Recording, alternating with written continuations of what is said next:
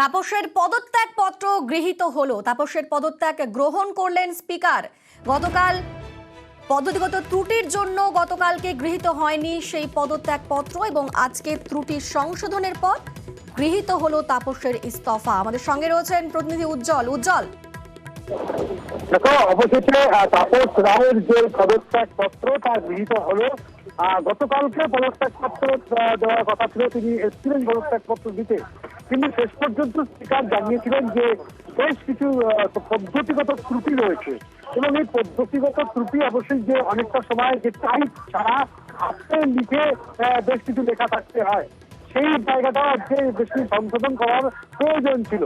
সেই জায়গাটা আজকে সংশোধন করে তিনি আসেন স্পিকারের সঙ্গে কাছে আসেন এবং তারপরে তার যে পদত্যাগ পত্র গৃহীত হয়। স্পিকার জানিয়েছেন যে নির্ভুল পদত্যাগ পত্র থাকায় তার পদত্যাগ পত্র গৃহীত হয়েছে। বেশ, ধন্যবাদ উজ্জ্বল।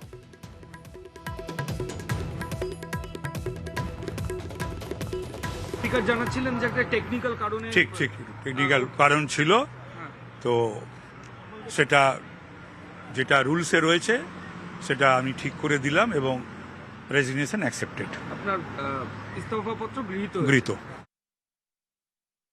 গতকাল উনি লিখিতভাবে নিজের হাতে লিখে পদত্যাগপত্র জমা দিয়েছিলেন। আমি তাপস রায়কে জিজ্ঞাসা করাতে উনি বললেন উনি স্বেচ্ছায় দিয়েছেন, এটা কারোর দ্বারা প্রভাবান্বিত হয়নি এবং কারোর কোনো ভীতি প্রদর্শনের কাছে উনি মাথা নত করেননি এবং আমি এটা গ্রহণ করেছি স্যাটিসফাইড হয়ে যে ইট ওয়াজ ভলান্টারিলি সাবমিটেড।